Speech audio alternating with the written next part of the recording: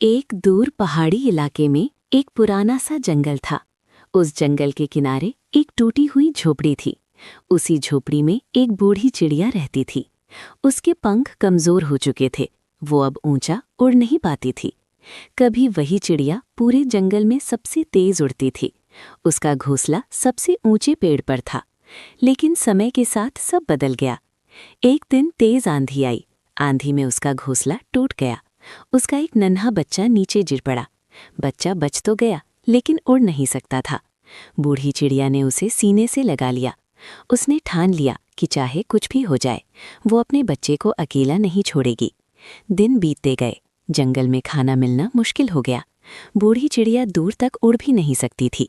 फिर भी वो हर रोज थोड़ा थोड़ा दाना ढूंढ लाती। कई बार वो भूखी रह जाती, लेकिन बच्चे को कभी भूखा नहीं सोने देती। रात को ठंडी हवा चलती, वो अपने कमजोर पंखों से बच्चे को ढक लेती। एक दिन बच्चा बोला, माँ, तुम्हारे पंख कांपते हैं, तुम आराम क्यों नहीं करती? बूढ़ी चिड़िया मुस्कुराई। उसने कहा, जब तक माँ सांस लेती है, बच्चे के लिए थकान नाम की कोई चीज़ नहीं होती।